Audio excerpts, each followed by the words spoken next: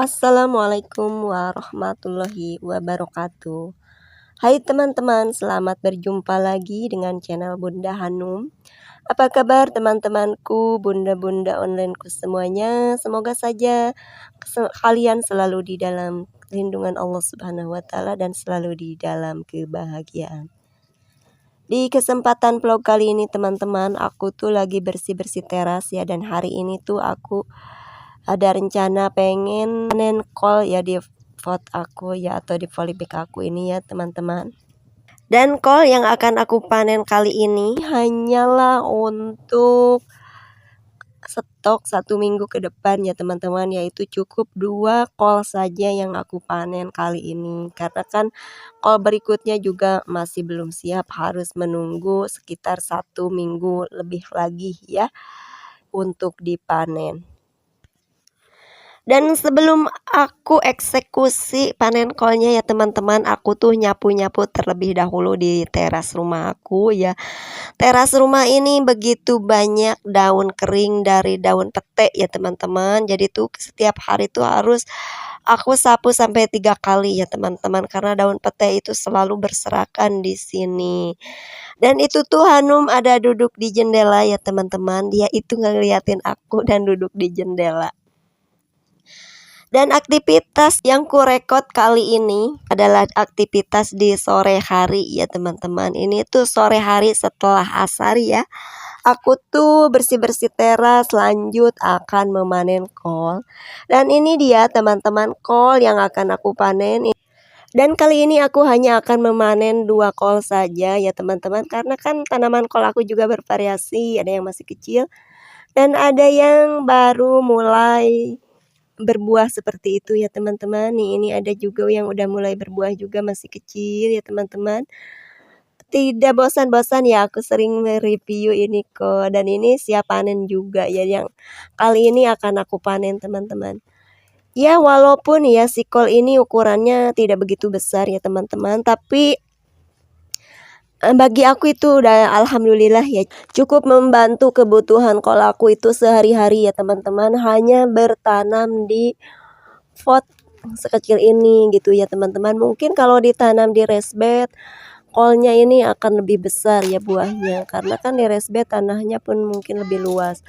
Ini kan hanya di pot sekecil ini ya teman-teman, jadi wajar ya kalau buahnya itu tidak begitu besar. Tapi bagi aku tuh udah cukup ya teman-teman, karena buah kol ini segede gini pun bisa dibikin apa-apa, karena buahnya itu bagus, padat ya teman-teman.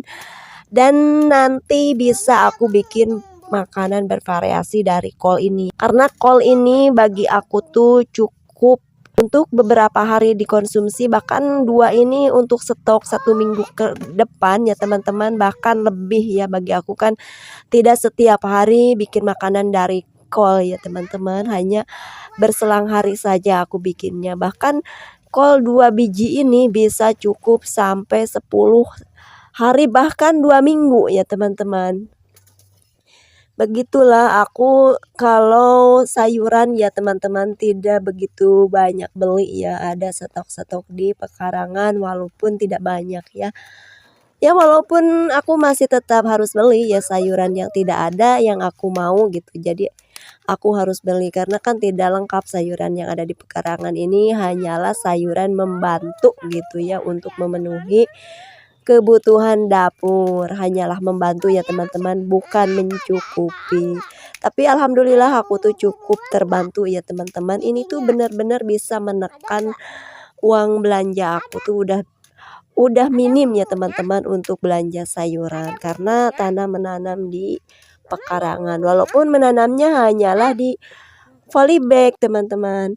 Dan ini dia teman-teman, hasil kol aku hanya 2 biji saja ya. Ini tuh cukup untuk 1 bahkan 2 minggu ke depan. Dan ini pohonnya teman-teman tidak akan aku buang dan akan aku biarkan dia tetap hidup ya, karena si pohonnya ini nanti dia itu akan tumbuh tunas ya, dan tunasnya itu adalah ceriwis ya kalau di sini disebutnya itu teman-teman.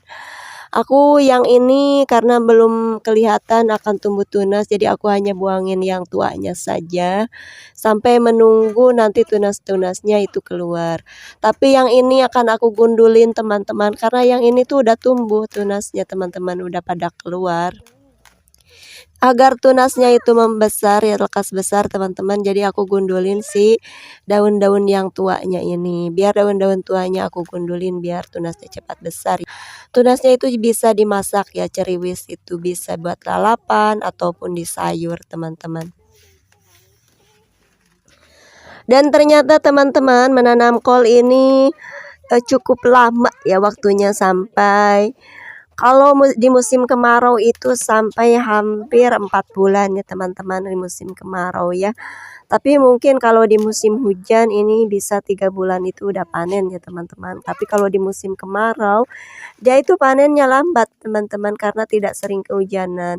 Walaupun ini aku sering siram ya, tapi tidak sama ya teman-teman jika kehujanan. Kalau disiram ini kan cuman sehari sekali gitu ya, di pagi hari ataupun sore hari.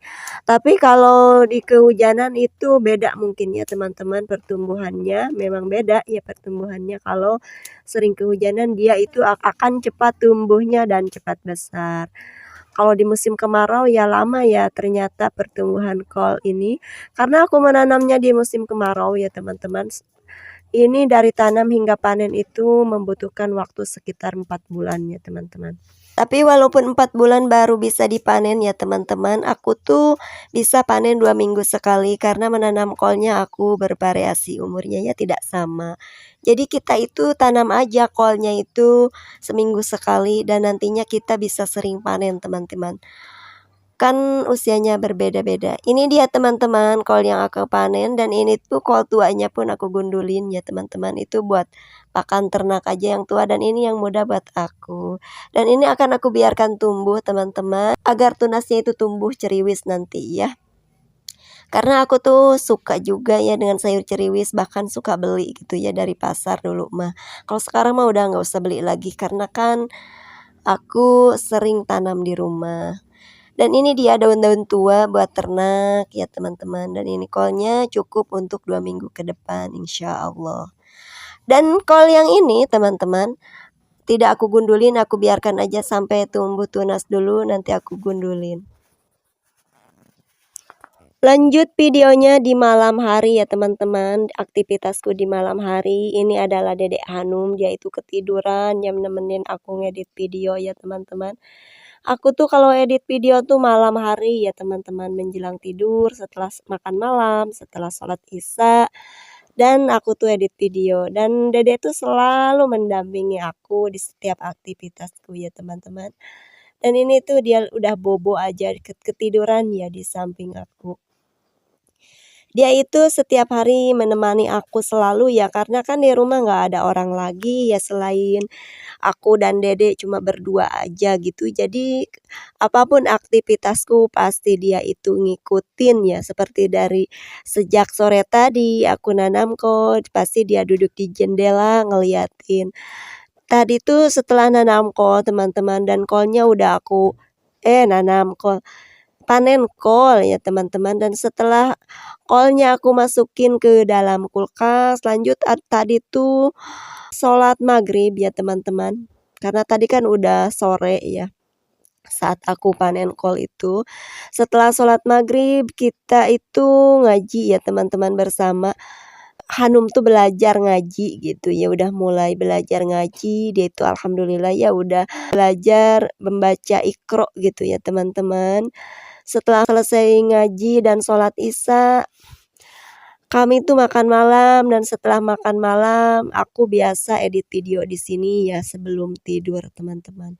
Dan di saat aku edit video, Hanum tuh suka bermain boneka, bahkan bermain apa aja dibawa ke samping aku gitu ya. Sampai Hanum tuh ketiduran seperti ini. Karena kan aku kalau edit video itu malam teman-teman ya, tidak siang. Karena kan kalau siang itu banyak aktivitasnya ya, ini itu. Kalau siang aku mungkin cuman record aja udah ya. Dan kalau editnya itu malam ya teman-teman, menjelang aku tidur. Kalau siang aku hanya merekod beberapa video reel ya teman-teman dari aktivitas aku ya teman-teman.